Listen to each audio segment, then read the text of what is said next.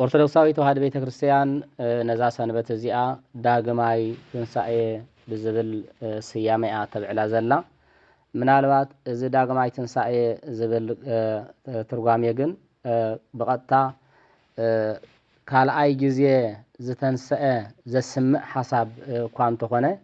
እቲ ምስጢሩ ግን ከምኡ ይኮነን። ምክንያቱ ክርስቶስ ሓንሳብን ንሓዋሩን ተንስኡ እዩ። ነገር ግን ዳግማይ ትንሳኤ ዝተባሃለትሉ ምክንያት እዛ ሰንበት እዚኣ በመጀመርታ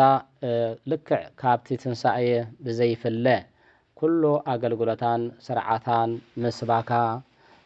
ማህሌታ ብምሉኡ ቅዳሴኣ ብምሉኡ ከምቲ ናይ ትንሳኤ ክርስቶስ ከም ምዃና መጠን በዚ ምክንያት እዚ ዳግማይ ትንሳኤ ተባሂላ ተፀዊዓ ኣላ። በተወሳኺ እሞ ከዓ ዝዓበየ ምስጢሩ ግን ጎይታናን ኣምላኽናን መድሓኒናን ኢየሱስ ክርስቶስ ኣብ ዕለተ ትንሳኤ ነቶም 10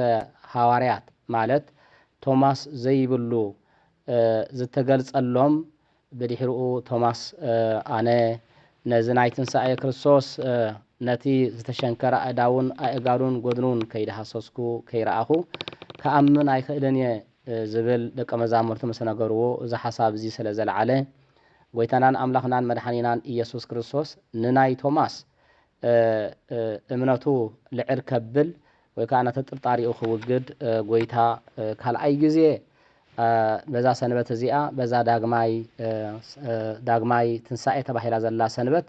ልክዕ ከምቲ ናይ ቅድም ንሃዋርያት ኣብ ዕፀው ገዛ ንቶማስ ወሲኹ ን11 ሃዋርያት ኣብ ዕፀው ገዛ ዝተረኣዮምን ዝተገልጸሎምን ከም ምዃና መጠን እዛ ሰንበት እዚኣ ዳግማይ ትንሳኤ ተባሂላ ተፀዊዓ ኣላ ማለት እዩ።